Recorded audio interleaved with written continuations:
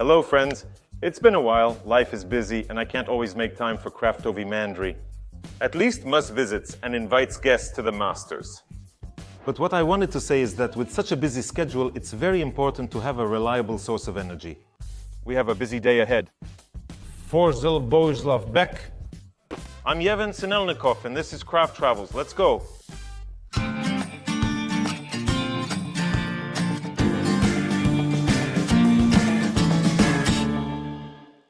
I'm Petro, a winemaker from Kyiv.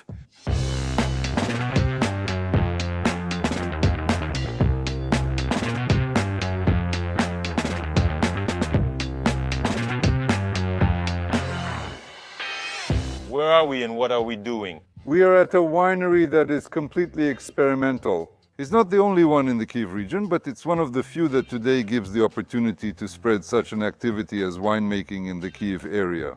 Because in our opinion, climate change leads not only to negatives, but also to positives. The Kyiv region has now become, by its natural indicators and the number of sunny days, one of the regions where grapes can be grown quite successfully. There are several main factors for growing grapes. That's the first thing.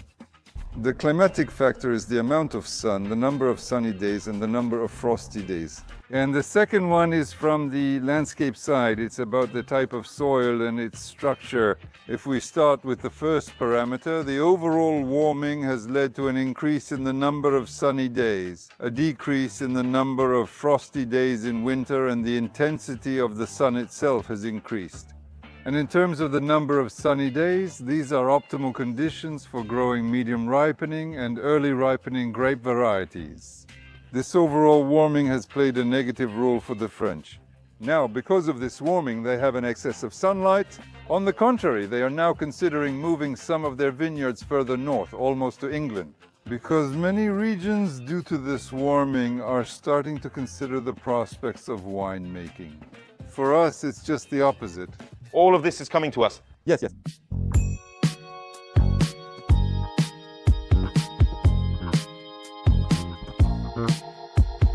We usually pick grapes in the morning when they're cold. On the vine, if there are any diseased or unripe clusters, people don't pick them.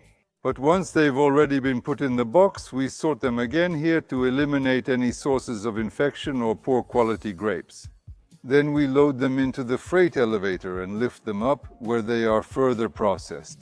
If the night wasn't cold enough, we bring them into the cellar where the temperature is 12 degrees. We also cool it down so that it's best suited for pressing. You need to cool it, but why can't you press it when it's warm? First of all, it's an environment where there will be the least amount of fermentation from bad bacteria so that it stays as sterile as possible. On top of this lift, we have a bar up there. When the grapes are lifted, we blow air on them so that any flies or anything else sitting on them are blown off, making them perfect. And then the whole room is completely closed. Everything's so modern. You built this building from scratch, right? Yes, it was entirely a technological project from the beginning. This is for fermentation already, right? Yes, these are vinificators where wine fermentation occurs. And what about this one that's wrapped up? And there's still wine in this one. If we don't like some extra acidity or something else, we don't remove it chemically, but there are natural ways. We cool it down to a temperature of 0 to 1 degree and keep it there for a week or two. And the wine stone, this tartaric acid, sticks to the walls, reducing the acidity, and then we bottle it. So in this way, we regulate the taste qualities of the wine. Now getting back to our conversation. It comes up here, then the press is set up in line and the boxes are poured into the press. That's if we're talking about white wine. The juice is pressed out and all these round containers, these small ones, are all vinificators for white wine. They're small, half a ton, small ones, yes. These are usually craft ones, since the big ones are 5 cubic meters each. Those who already grow grapes and make wine using some technology or experience they've gained in this region, they don't need 10 of these vinificators. Small ones, so you can experiment, right? They know they have one white variety, or maybe 2 white varieties, one rosé and maybe one red. And even then, not everyone does. Our task is to first experiment, to see which variety grows well here, and then figure out what we can make from that variety. And so we don't lose years and years. We want to try everything in just 1 year. Am I understanding this correctly? These vineyards have different grapes growing there, different varieties of grapes, so... Just in this field, there are 4 varieties of grapes, 4 varieties. Look, even by appearance, look. A light strip, then dark, then light again, then dark. That's 1 variety, actually 5. The very edge one is even darker. This is Pinot Noir, followed by Crassin, Sauvignon Gris, Muscari, and at the top, Riesling Rhine. So different grapes are loaded into these vinificators using different technologies, and from them, different wines are produced, which you are now tasting. Next year, if something is liked, there will be more of it, and if something isn't very good, it gets discontinued. Exactly, that's right. To harvest grapes for the first time, it takes almost 5 or 6 years to grow them, so it's 6 years of work. We can't just walk away from it. Just give up like that? Give up. For example, there's a grape variety called Crassin. It's a red grape. Spent 4 years monitoring sugar and acidity, adjusting harvest times as needed. Well, the wine we didn't like, it's kind of table wine, bright, flavorful, but really the only thing it's good for is making mulled wine. You only boil it in winter, otherwise it has little value. To my shame, those rows down there where we planted Pinot Noir, we uprooted 4 rows of this Crassin, because as I already said, and the weather pushed me to it, there was no future for it. But then the next year he said, let's do another experiment. Let's make it semi-dried. We built an oven, a withering chamber, and we put it in there, withering it at a temperature of 35 to 36 degrees with a lot of air exchange, so it wouldn't steam, but just become semi-dried. And after that, we made wine from it, now Buchero, one of the best, even though it's a Ukrainian grape variety from the Tyrov Institute, their selection. And secondly, the wine has a bit of residual alcohol, but it has no sugar. Because it's withered, it has a high amount of glycerin, so it tastes sweet, but in fact there's no sugar in it. It also tastes very good. Yes, it's not cheap because usually we would make 3 times more wine from it, but since it's withered, we get less. We have a very small amount of juice, but it's highly concentrated with a huge mineral content. You can really feel its aroma, its minerality, and it has a very nice viscosity. This is the first year we've made it, and we like it. But it's important for wine to be consistent every year. And if we say now, oh, let's go, it's already for sale, it's great, but next year it doesn't turn out the same, then no. This year we made it for the 2nd year, and while it's not identical, about 80% of its characteristics are the same as the previous one. So we understand that both the grapes and our technology allow us to be consistent. That's it. So now we've entered it into a competition, and we're starting to promote and advertise it. Once on a shoot, someone said to pick wine just by what you like. The pancreas decides. If you like it, that's what matters. Price doesn't matter if it's tasty. Some people like it, some don't, right? Exactly, I completely agree. And the proof of this is those apps on our phones. Yes. And there are stars, right? There are stars there, and there is an expert rating and a rating from those who drink. And in most cases for the same wine, experts rate it highly, while those who buy it, well, it's not the opposite rating, but it doesn't match. That's great. Usually it doesn't match. From all the wines I've bought, that's why the people who just consume are the ones voting. That doesn't mean experts always have the final say based on tradition and wine evaluation criteria. It's highly balanced, but that doesn't mean consumers will like it. You're absolutely right. Everyone drinks what they like. We press it, and during the pressing process we control the sugar and acidity, the taste characteristics, the aromatic qualities. Then we pour it in here, set the temperature we need, maintain that temperature, keep it for the required number of days, and our fermentation process finishes under control. After that we filter it, and if it's wine that we want to further age in a barrel, we pour it into the barrel. If not, we put it in the cellar to cool down, and this is young wine that can be consumed or bottled. Red wine is a bit different. The juice is not pressed out, it's only crushed. A crusher separates the stems and creates pomace, which is just the skins and seeds together. and they're put into vinificators. You can make white wine from red grapes. Just press the juice from Pinot Noir, a red grape, and you can make rosé or white wine.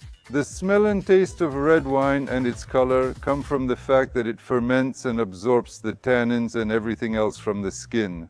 So, what's the difference between these red wines and the white ones? White wines are more acidic and lighter, making them preferable for many people.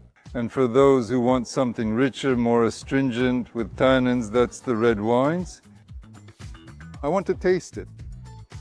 They say skilled winemakers rely on intuition and intellect. Maybe that worked before, but I don't trust it.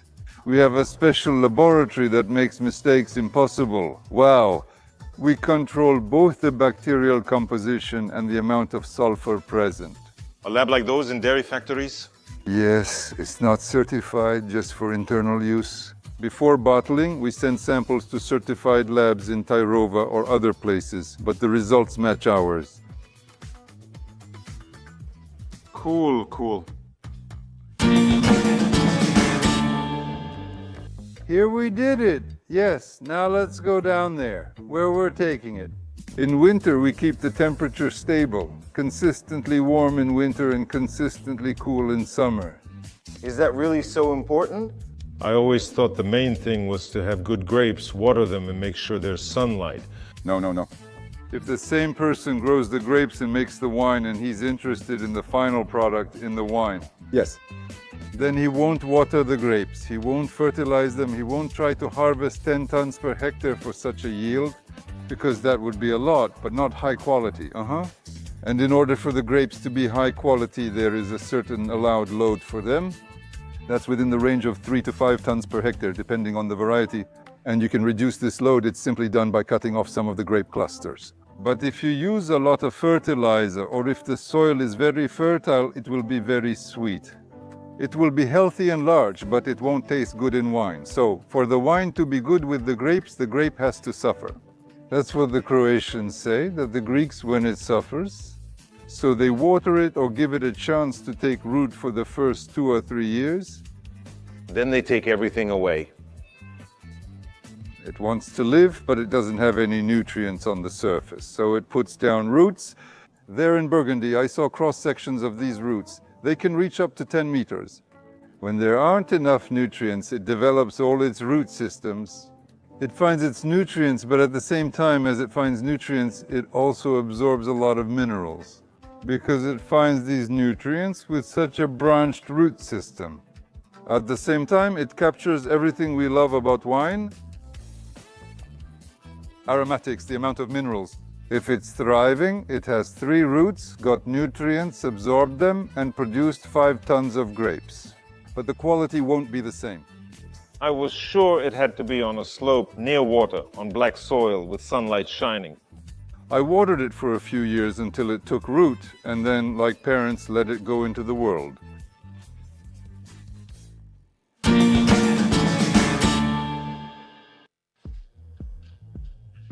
Oh, beautiful. Also Ivano-Frankivsk barrels. Exactly, barrels. They're cool. It's really like... I see you even started smiling. Yes, the cellars are the heart of winemaking. Here it should be a constant temperature around 12 to 14 degrees, and the humidity should be at least 60%. And peace and quiet, that's all. We poured it, made the wine, then bottled it. You need to drink it within 2 or 3 years. Because it's white, young, and unaged, it carries the aroma of the grape, but its special feature is that it conveys everything that's in the grape.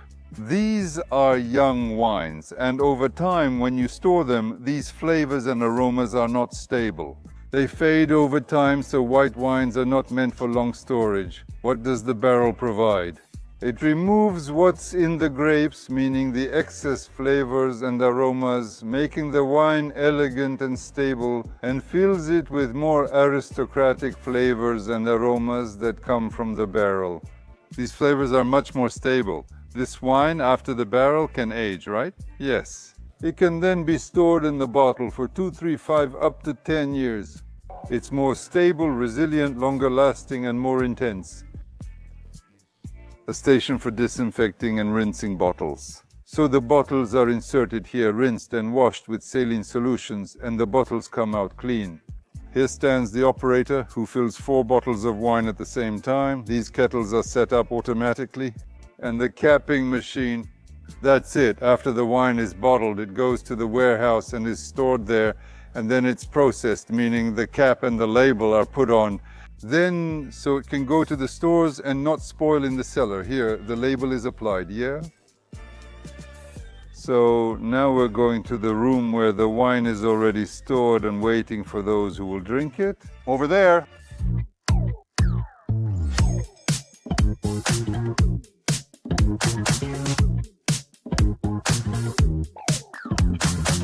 This is a dream. Yes, this is it. This is where you can feel it. It's without caps, and if there's any leak somewhere, if any red spot appears, it's rejected. It should be 12 to 13 degrees here. Take a picture of me. Thank you. We already have more than 10 of these individual storage units where people who like our wine come every autumn to taste the new harvest, pick out their own collection, and we store it for them in their units.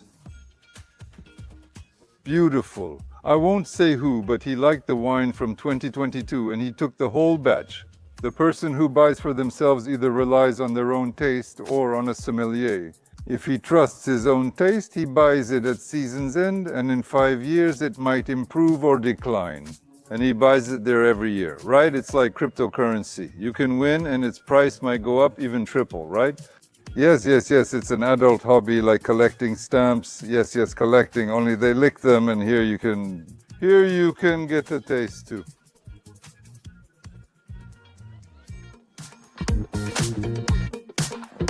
This white one, the one that became the best white in Ukraine in 2025, and this is Saperavi. Red and white, 23.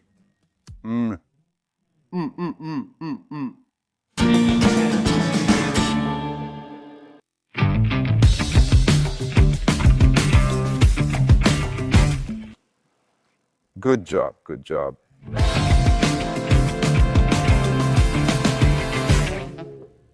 Wine is made from those varieties that nobody makes wine from kishmish, right? Why? Krasin is kishmish, it's a seedless grape. The bunches are about 1.5 to 2 kilograms, it's seedless.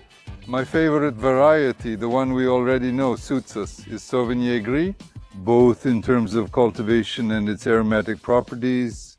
We also make Gristi from it, and we age white wine in barrels. It's just a variety that I like.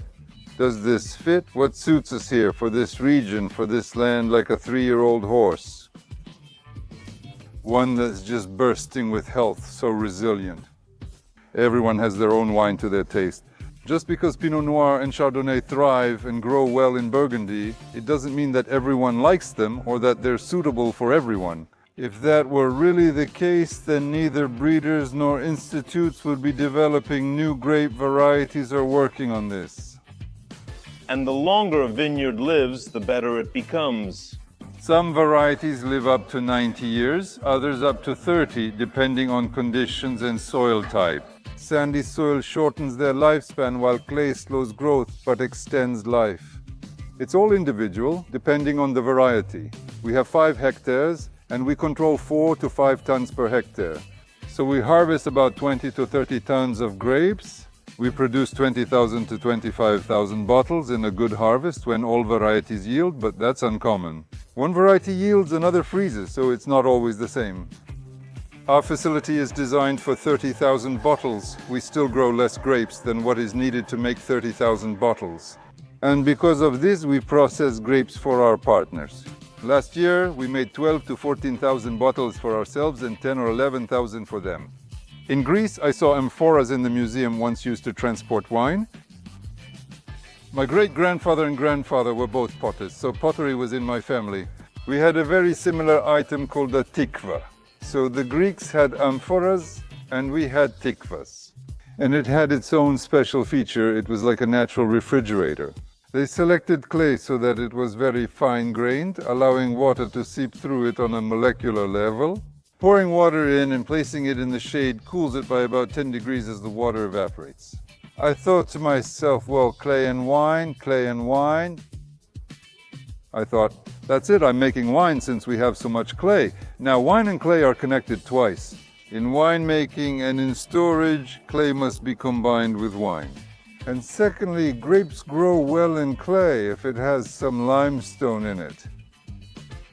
These are clay hills with limestone, and the clay here is up to 3 or 4 meters deep. And so grapes grow very well here, and all of this connects clay and wine. Clay and wine. Clay and wine, yes.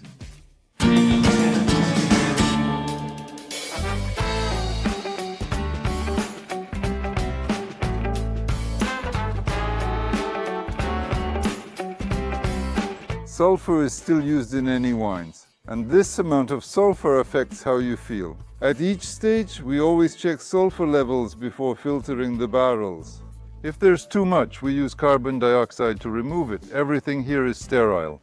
Large-scale productions have lower sterility and use more sulfur as a preservative.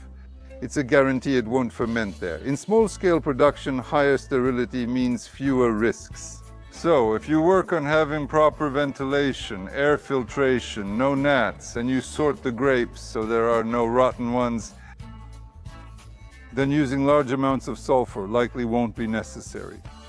What about large-scale productions with rapid pacing? Can you imagine when the combine harvester is working and there are birds, a nest, everything gets in there and the combine grinds it all up? You really need to sterilize it thoroughly. Oh, that sounded delicious. So it's better to buy from, as they say, small wineries. Strawberry jam. They make it at the cannery and Grandma makes it too. That's right. Tell me, which jam would you trust more? It's the same with craft wine.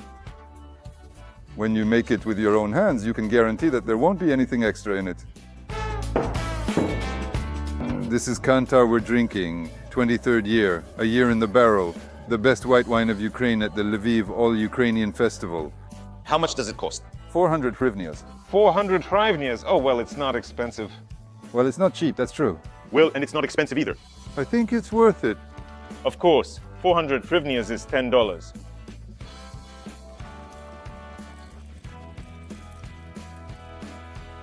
There's not much grape left here because it spent 12 months in the barrel. Now it has this aristocratic vanilla aroma. The first nose is quite aromatic, even floral, I would say. The first sip here, well, it's just like sweet wine, really sweet. After that, it gets more and more acidic and it finishes with a bit of bitterness. It really does change its taste. It lingers for a long, long time. It doesn't just go away. You can take a sip and feel that the whole process happens slowly. And it's not too sweet. It has a hint of bitterness. It has different flavors. It's full-bodied. Sometimes white wine, especially Italian or some German wines, can be sharp. When you drink it, you immediately get that sourness, but this one is round, even a bit, how should I say, creamy. It's really soft. You drink it and it goes down smoothly. Round Dimoshka, it's your turn. Maz described it perfectly. And when we can put down a glass of wine and sit there talking for half an hour and then pick up the wine and you don't feel it's gotten worse, but on the contrary, it's even better. It breathes and expands further. That's what aged wine is. That's exactly the kind of wine that has these qualities. And if it's young wine, you need to drink it right away because it's constantly changing. That sharp taste and smell disappear quickly. Drink it slowly and sensibly. By the way, Ivan, how much can you drink? Everyone says 150 to 200 grams of wine a day. That's an acceptable dose, which is even necessary for a man. Red, right? Yes, red. Well, depending on age. If you're under 45, then red. After 45, then white. But I can't be satisfied with just 150 grams. If I already taste it and if I open a bottle, I can't leave it unfinished. If I'm with my wife, she drinks 100 or 150 grams and I get the rest. You two look so much alike, like identical. She'll just take a sip from the glass, and that's enough for both me and her. It's really delicious wine. We started with about 900 bottles, and now there are only about 80 left in the cellar. Oh, we need to take it. We need to take it. To the red one? Yes. Yes, this is our red one. This is Sabrabi. The best wine of Ukraine in the red category. These are two wines. I'm giving you two award winners. Very interesting aroma. When I smell it, I remember Georgia and our last trip before the war, when we drank straight from the Kuvevri. This aroma, the taste is the same. One flavor transitions into another. And this is already a grown-up masculine kind of drink. That was just for fun, but this makes you want meat right away. You want a good steak. That's right. With meat, yes. Delicious. And you need meat or lamb because pork won't go well with it. Veal. Veal or lamb. A thick piece, so you get a nice roasted steak that's still a bit bloody inside. I'm hungry. How much does this bottle cost? I think it's about 450 or 500. We're taking the leftovers. Investment in wine. Can you dilute wine with ice? You can with white. What about red? You can with red too. Italians don't worry about it. They just grab a glass and pour it in. And in France, if you ask for ice, they look at you like you're a weirdo. In France, and Italians follow it with a drink. And Italians are absolutely fine with it. Because their wine is also rich. Because they have such heavy varieties. And in France, they're lighter. And in France, rosé costs €1.50. Why worry about others' opinions? If you like it, do it your way. That's how we started. And that's how we'll finish. That's how we'll finish. Brilliant! Taste Ukrainian products, try them, make your own conclusion, make your own, well, you should have your own attitude toward Ukrainian products. I would recommend this. And says the man who at first said, I don't drink wine at all. He writes down 8 bottles of wine.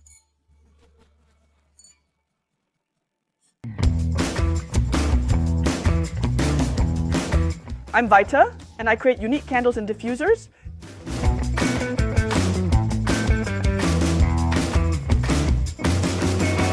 What are creative diffusers and candles, and what makes them unique? Very bright, very natural, like table candles. Table candles are those long-shaped ones that you place on the table, like the ones we have here, to decorate and add a bright effect. We have several collections dedicated to different occasions. For example, for Valentine's Day, we have many with little hearts.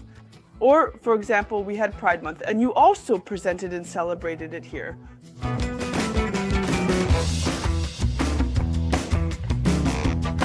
Here we have our warehouse. Here you can see all our collections that we have ever released for different dedicated days.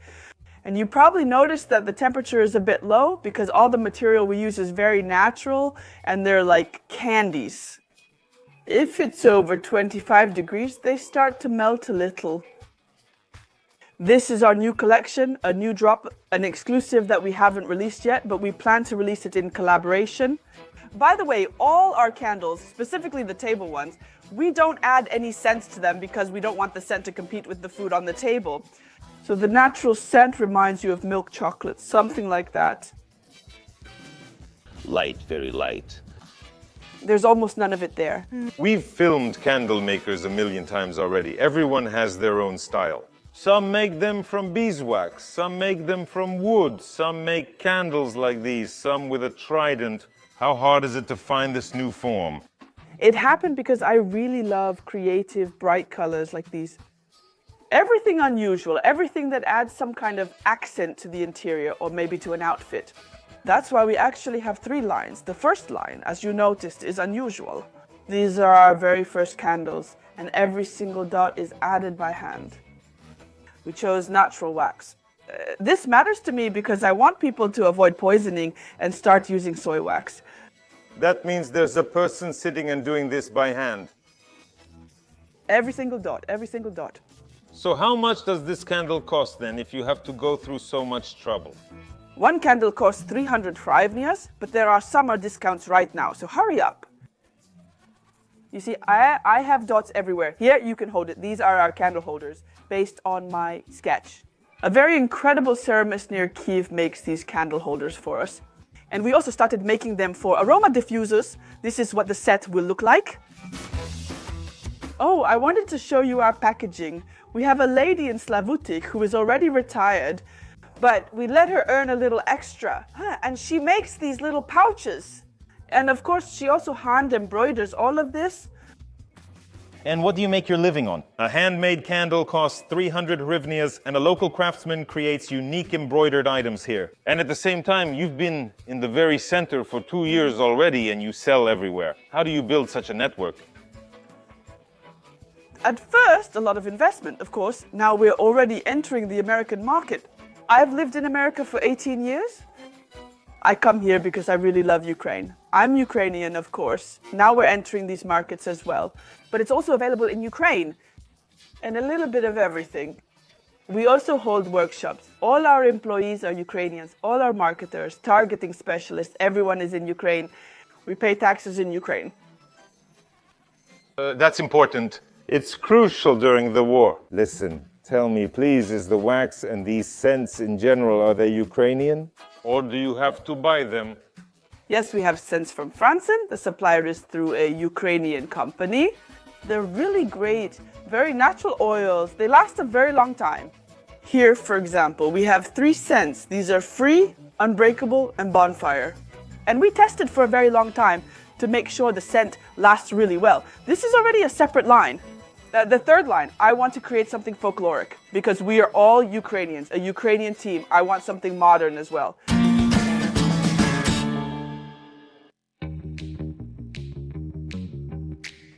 Oh, by the way, I forgot to show you. Look, this is an iceberg. This is our new product. It weighs 1 kilogram. And this is a chunk. This is our treat for the summer. And you can touch it. And it burns just, is this a candle? Yes, it's a candle. And it burns for months, for a very long time. This is a new development for us. Wow, it's the first time I've seen a candle like this. Here we have a laboratory where we create work every day and develop fragrances and create various B2B products. For famous restaurants, we make candles like these, which they later give as gifts. That ties into my question about building a large network. It needs to be B2B, not just B2C, right? Yes. If you sell all over Ukraine and basically all over the world, what are your volumes? How many candles like these with the little bumps do you make? If there were orders, we could make up to probably 200 to 300 candles like this a day, but, well, yes, if there were orders. Yes, if there were orders. Yes, yes.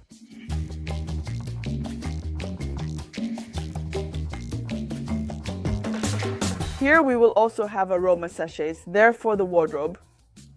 You need to soak it for 2 weeks to get the scent, and then we'll also sew such little bags in Slavutik. We're still testing for now. Here we have all sorts of different tests. Chinese cats, they're for money. Da da da da. Well, look, the cat is showing me the finger.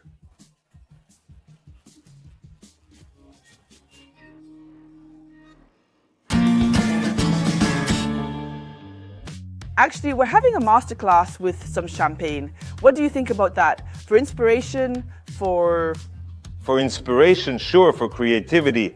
Just a little, just a little, just a little. Is it always like this at your master classes, with champagne, with a party, with your infectious laughter, right? If I'm here, then yes. That's always what happens when Alexei gathers us. Good afternoon. Good afternoon.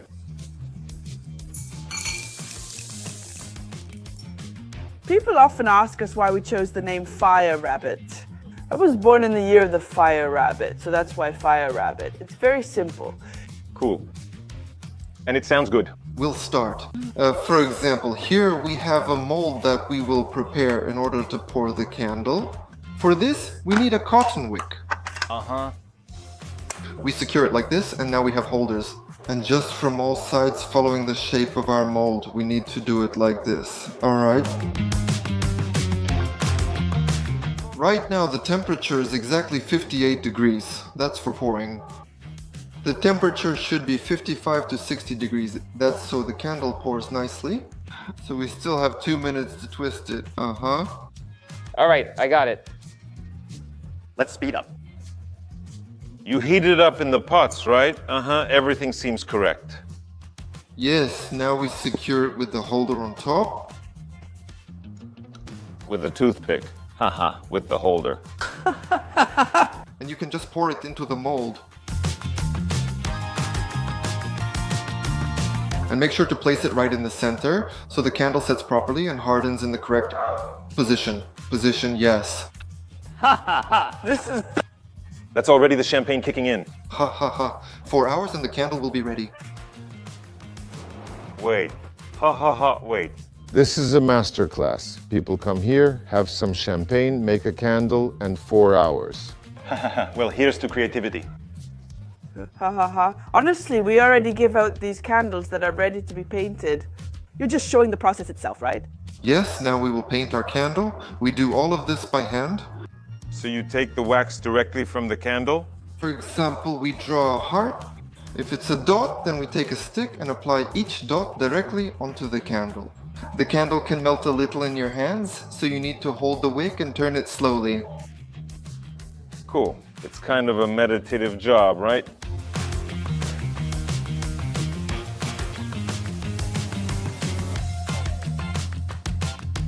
If you look at these finished candles, there are thousands of these little dots. How long does it take to make one?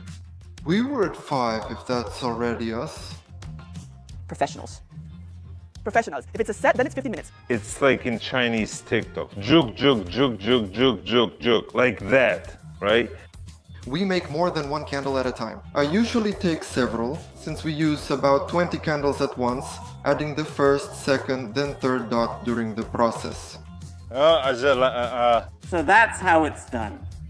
Little secrets? They're more voluminous, kind of 3D. I won't fall behind.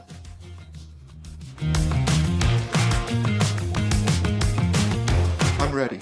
You're ready. Ha ha ha, I got it. And me like this?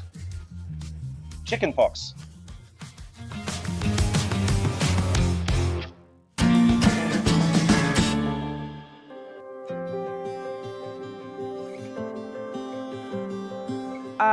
I'm actually in favor of having people from different layers of society, from different groups, from different communities working together. And it's very important for me to support veterans. So I know that this kind of work, as you can see, you can just sit and do it almost in the kitchen and you don't need to move around or walk a lot. So we're always open to new people. Where should I write? Where should I call? You can contact us on Instagram. You can reach us on our website. We will be very happy to hear from everyone. We even had a grandmother from Slavutish working with us. She's already retired, and she was in the kitchen. We showed her a few master classes, and then she was able to do everything on her own. In the kitchen, right? Yes, in her own kitchen. This is the third or fourth time I've heard about it. A grandmother from Slavutish, someone from Slavutish, a master from Slavutish, and you too are from Slavutish. Yes, I am. Why is supporting your community so important to you? I really enjoy working in my community. Yes, I've been in America for a very long time, but my soul is in Ukraine. And now, when the full-scale war started, I'm a very active person. I have a lot of energy. It's important for me to show support for Ukraine through my actions. And I want to be with my people. I want to support here through my actions, pay taxes, provide jobs, and generally develop Ukrainian culture, because I also believe that this is modern Ukrainian culture. A few points. First, by Ukrainian. The second point is, don't be afraid to develop yourself and your community. Move forward, only forward. And the third point is, creativity comes from within. Believe in yourself. In the end. And the fourth one, if you're looking for a job, this is the place for you. Really? Yes, we'll be very happy to see everyone. We don't discriminate. We are open to all communities, and we are very happy to see everyone. To good people, to Ukrainians. The Ukrainians. Hooray!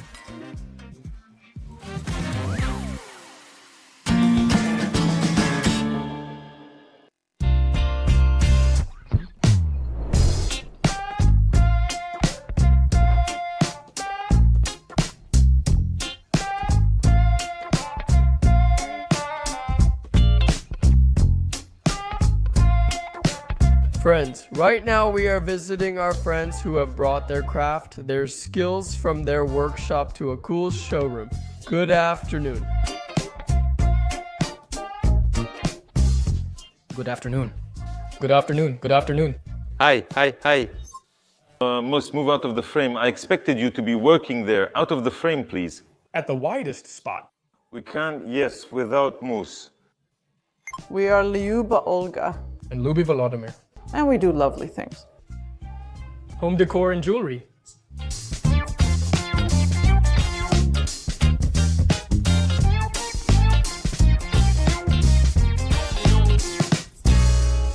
So where are we, what are we, and what's changed?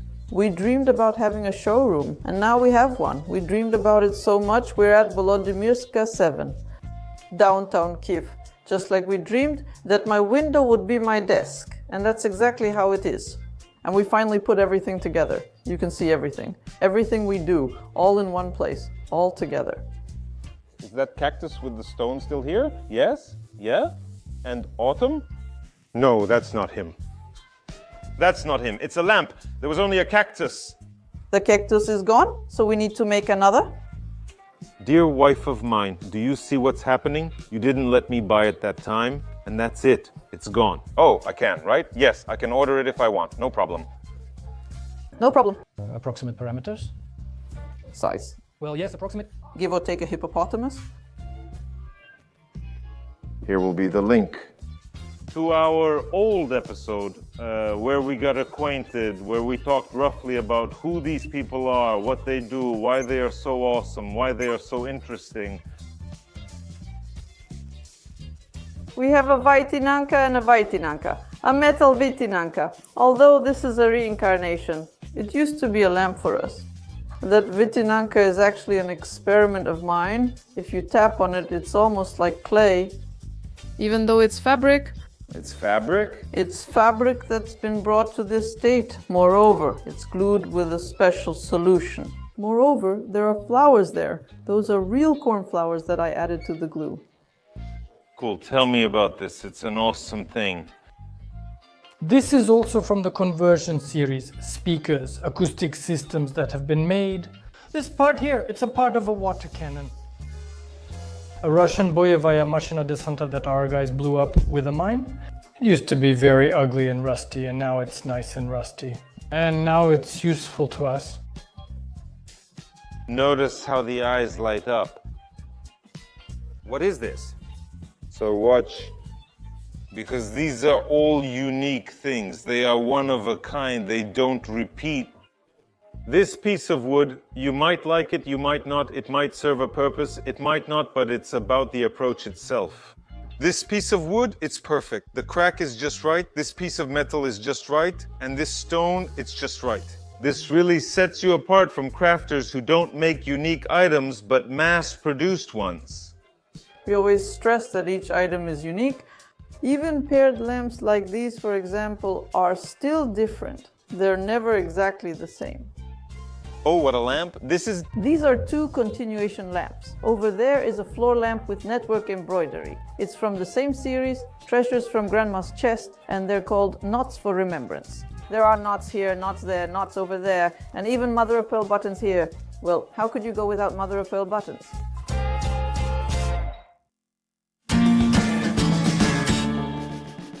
All your creations, you have to feel like, damn, if I don't have this, it's just not right. A table with a lampshade is so cool. This is a table with a lampshade. Either it works or it doesn't. I'm still arguing with my wife. I want that cactus. She tells me, where are you going to put it? It's a big rock, but I can't help it. I physically want that cactus. We've already expanded and joined the exhibition, where our daughter-in-law displays carpet, embroidery, and textiles. In jewelry, our granddaughter made beadwork too. Cool. We all started to enjoy it with our own hands. These cool ones, and these two are cool because the decoration itself is also the clasp. This is exactly what I was talking about. Look, either you like it or you don't. Well, in any case, when you look at it, it's not just a decoration. It's very important what kind of thread it is, what color the thread is, and what these ties are like. And you look at any item, look, a horse, well, it's just a horse, and that's it. That's separate. This shelf is a separate story. A separate story. Ah, this shelf is a separate story. Yes, this is a different project. Again, it's a family one. Family. It's an animated film called Nechista Sila. The director is Roman Lyuby, that is the son. The scriptwriters are Roman, Luby, and Mika. A family production. Plans for the fall. There's still a big part to shoot. We'll see, we're getting ready, and these characters have already participated. There's already a teaser here. Cool.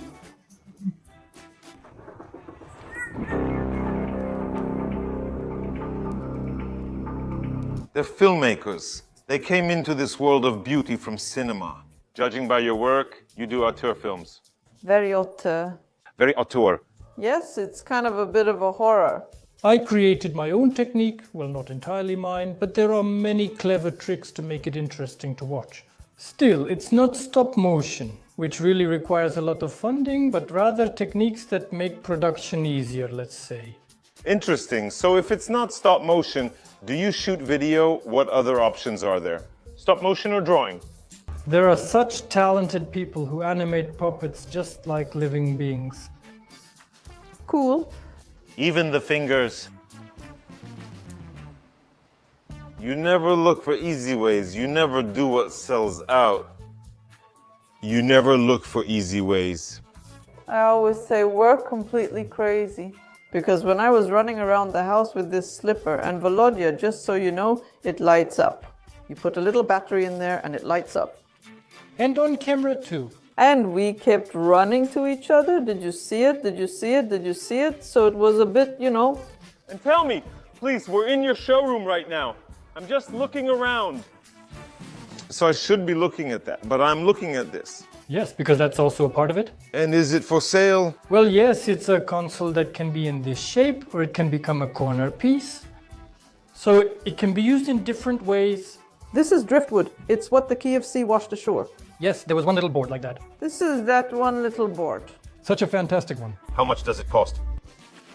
20,000 total for 3 parts. Uh-huh. Well, that's not expensive, I want to tell you. It's not cheap. Well, yes, like usual, right? Yes, but for art, and this is real art, it's not that expensive. Well, yes, and if we order the exact same one, it's impossible. We won't find another board like that. There are some things that have a wow effect, for example, the little table behind you. This is tic-tac-toe. You can play tic-tac-toe, you can have coffee, and it comes with a set of stones. Here are the X's. Yes. I won. We took it. We took him to a lot of markets. There were lots of kids playing there. About 150 people said, wow. No one bought it. No one has bought it yet. Damn it, no matter how you look at it. Well, I remember last time we were filming this chandelier. And last time I was hanging on it. And now I'm hanging on it again. And it turns out it's not just about the items themselves, not just the chandelier. But look at the floor. On one hand, it's very simple, really very simple. But on the other hand, damn, it's cool. That's how it was meant. Let us show you something else. Well, this is just our kitchen. It's also a bit of a workshop here. Cool. With a little workbench, yeah. We have a special thing here. Please come in. Wow. Look what we have. Wow. Is this a manhole cover? Yes. He was here. But we didn't know. Were you looking for a place to be like this? Yeah, the sink is awesome. We really tried. Just tell me honestly, the shower cabin was scary, I understand. To turn it into this, you need to have the courage to do it. If the floor is so bold, then why not a bucket and a basin? Why not a wash bowl in the kitchen instead of a sink? Come on, seriously. You don't need much. You don't need marble, gold, or stucco. You can make things stylish out of ordinary stuff. Yes. Yes, you can. I'm sure of it. I collect jewelry here, and now we're going to make dolls for the cartoon. I'll probably just make them here too, because someone needs to be here anyway. Because the showroom still needs someone to be present. So, can people come to you at any time? I replied on our Instagram. Wednesday to Sunday, 12/7, but we asked. Approximate? Approximate. We still ask you to write or call. You never know these days. All contacts are in the description. What an interesting idea. And this is part of our old exhibition equipment. And this is equipment, right? Yes, former. And I thought it's a really cool thing. It's a cool thing, yes. And you can change the pictures, hang them however you want. Yeah. Well, nothing extraordinary, right? A wooden panel, but with a nice texture and with nice little holes. And actually, these things can be rearranged however you want. Yes, more or less. So you have an art panel. And what kind of art is there? You decide yourself, you can hang a decoration. Yes, that's what we do. You might like it, you might not, but it's definitely not like everyone else's. It's definitely one of a kind, and only one of a kind. We've got some completely bold and new rings, and that's exactly what we call them, rings. Yes, bold rings. This is how it looks. Are these rings?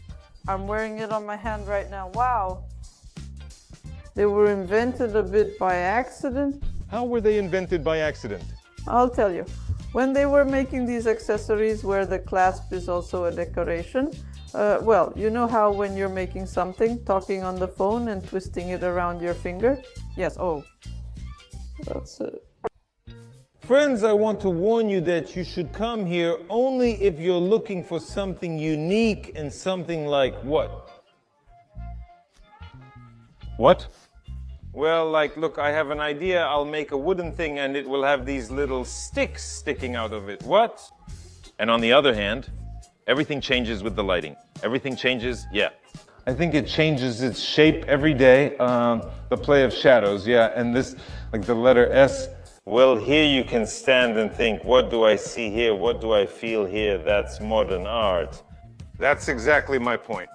If you're looking for a gift for someone or just some kind of craft, then I'm not sure. But if you're already an experienced crafter, if you've already tried a lot of things, then you'll find this interesting.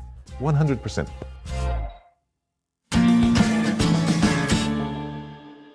Are you ready? Oh, is it right now? Well, yes, all right then. Are you nervous? Everything will be fine. Will everything be fine? Or not? Or not? Write in the comments if everything went well. I am Anya, a stained glass artist who creates various glass pieces.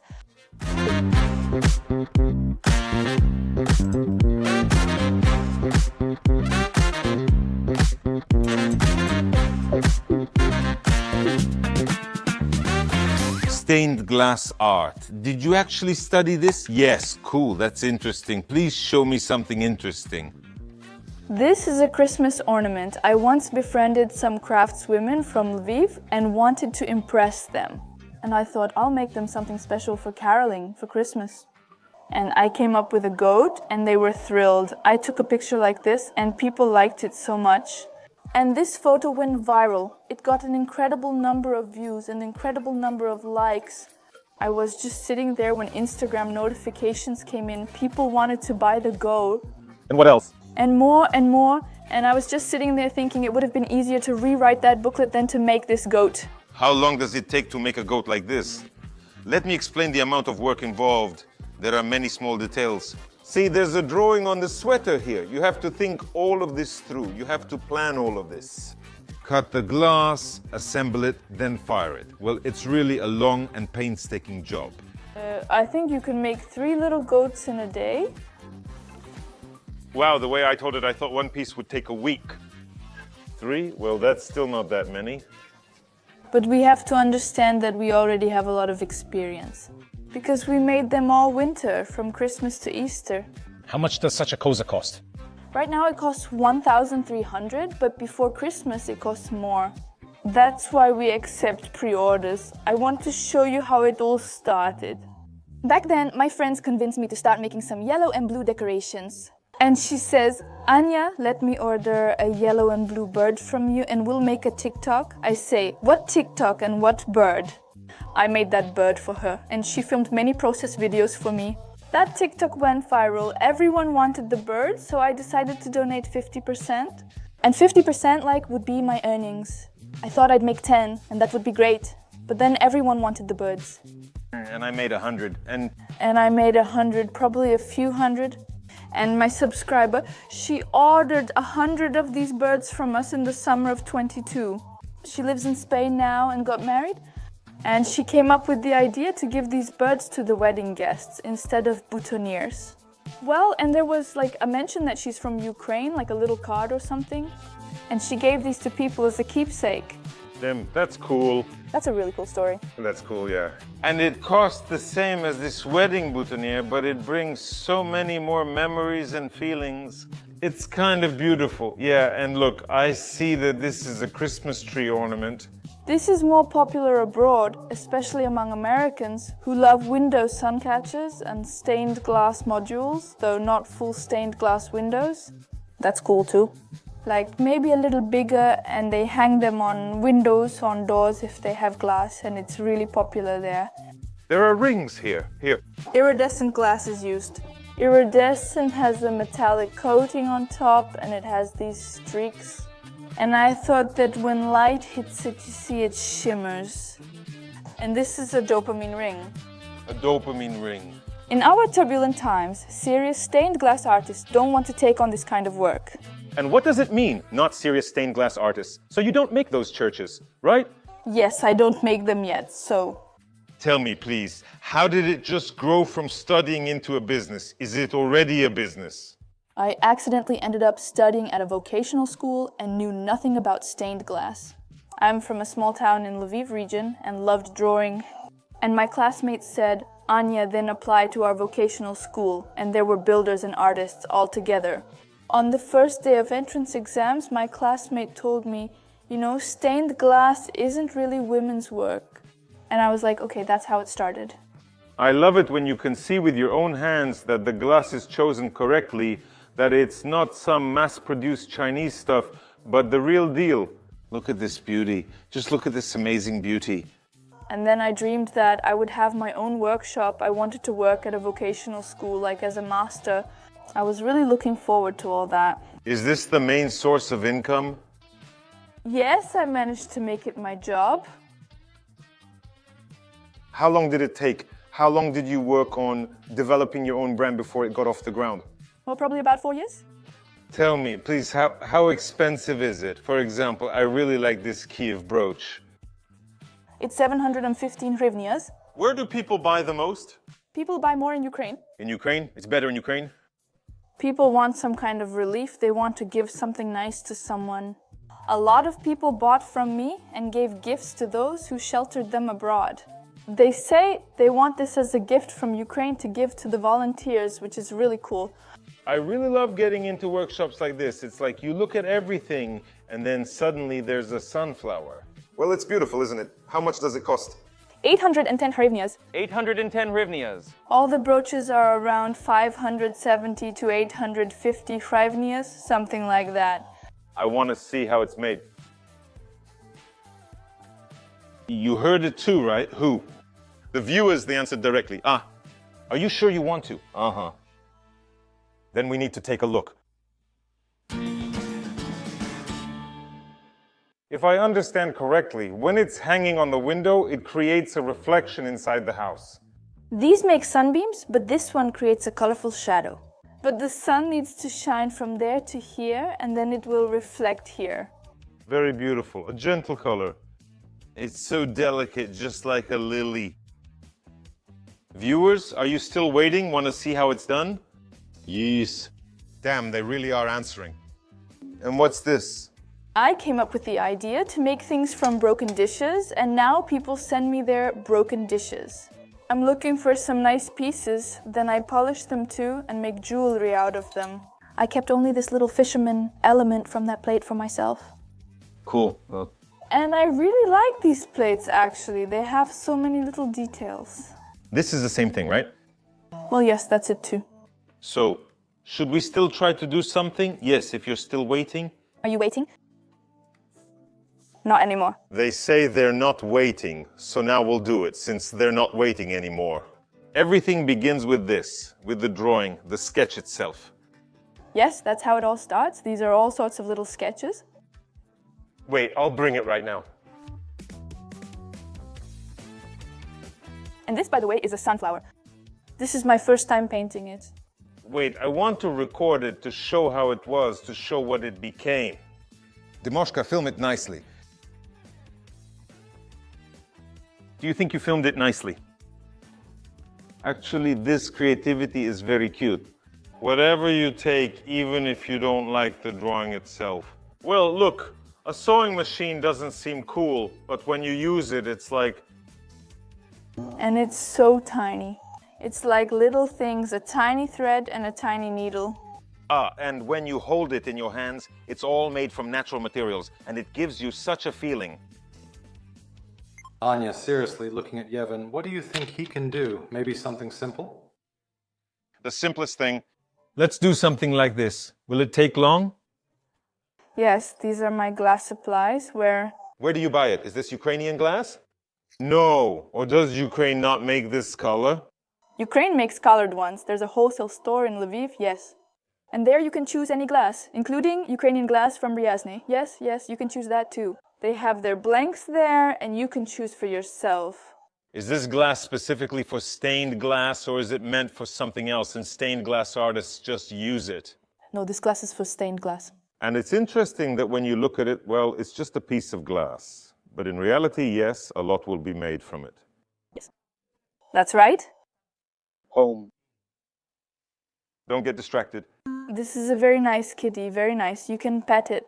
Don't. It makes him very angry. He'll just stay there now. He's like a little child. Dima, come back to us. We're filming. All right, fine.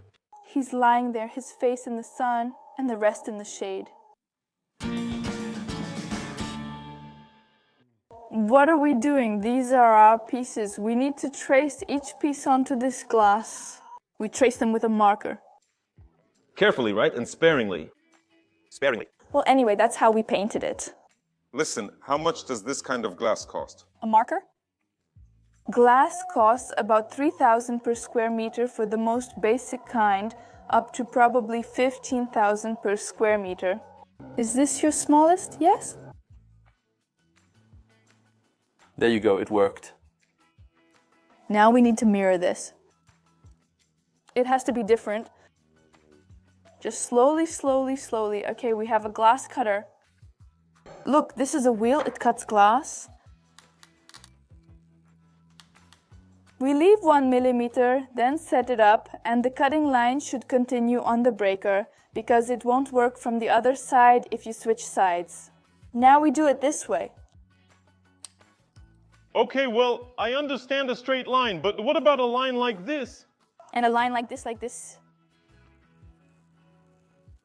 And you take it like this. Uh-huh. Now it won't crack as needed. That happens too. Yes, it's very easy. Try it. But this way is harder. Okay, let's do it like this. Yes. But it crashed. It crashed, right? Yes, I think so. Ooh, almost.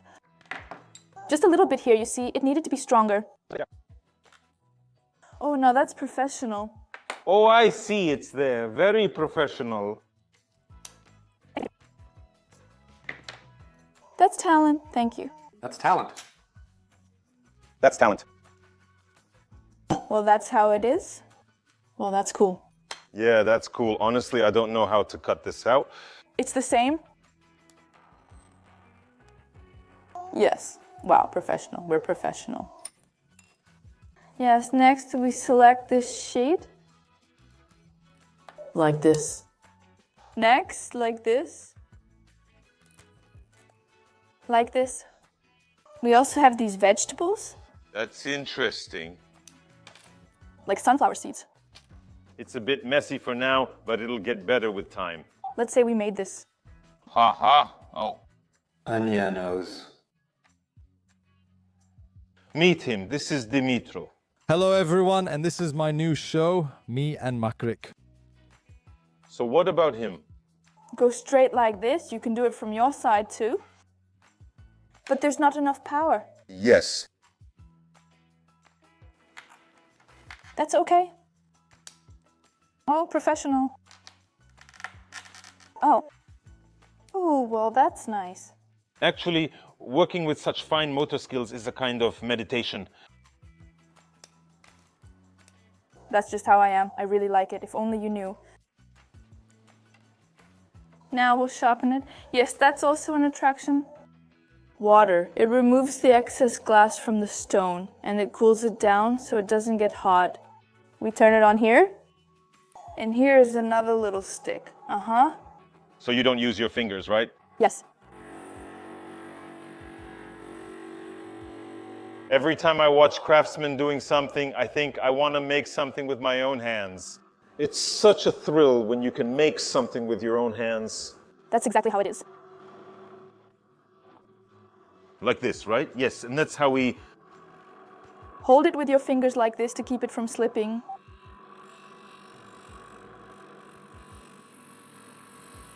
It's working. Maybe you'd prefer stained glass? Maybe. Really? How much is this? Oh. The machine? The machine, yes. It costs around 7,000 to 10,000. The entry cost for this business isn't very high. You can easily start just for fun, roughly speaking. Well, if you're ready to invest, I don't know, 10,000 for tools, maybe another 5,000 and a bit more for glass. All right. That's not bad, yeah. Yeah. Here you go, yeah? That's right, thank you. Oh, well, that's really cool. It turned out really nice. Let's see. Well, it fits. Next, we need to degrease and clean this glass. We go like this, pam, pam, pam. Of course, for windows, right? Window cleaner. And we use Obuchiv toilet paper. And we need to wipe these side parts well, so that it's clean, so we can nicely stick the foil on it later. Foil also comes from different manufacturers with different thicknesses and different backings. There's a backing on the bottom. It can be black, copper, or silver. We take a piece like this. We need the piece to be in the middle of the foil. We wrap it like this, and then we overlap the ends a little bit. And just like that, done. Next, the tool is called a nail. And this is what the leaf looks like. But that's not the end yet. There's another tool called a smoother. We need everything to fit nicely. And we smooth out each edge like this on both sides. And now we have this little piece. Yes, I remember the nail now. The nail, yes. Yes, now with this stick. Yes. Oh, that's good, so that it lays flat. Well, come on, let's put it down. Yes. It's already beautiful. It's already beautiful. Beautiful. Now we heat up the soldering iron and put on gloves. Dimochka. Wow. Later, okay. We have an extractor like this. Take the small cup, add gel, and pour it in. Yes, I pour a little in here into the cup, right? Yes, a little. We need to get everything together first. Hop, hop. Okay, it's together. We take a little solder and just go like this. Oh, just a little bit. We pressed and held it like this. Pressed and held it. When you pull, it removes the solder and flattens it. It's just such a calming process. I'm sure a lot of people would come here with pleasure to try to make something for yourself. It's so calming. Yes, we have a little brooch. This is the front side. Yes, and we'll solder it here like this. Here's the little chestnut we've made. Cool. That's it. Now you have this new experience in a new little chestnut leaf. Where can I find you? Where can I buy you? If you want to buy from me online, then it's on Instagram. And we're also working on developing a website right now. My website is rysoshkaglass.com. The link will be in the description. You can find it in Venezia at the Showroom. In Irpin, you can find it at the Meisternia. And in Lviv, you can also find it at Ploshcha Rynok. In the little shops, you can also find the workshops. Anything interesting? No, Щось цікаве has nothing. There's nothing interesting. And I'm embarrassed to write. Friends, then you write to Ani if she's embarrassed, because this is really something interesting.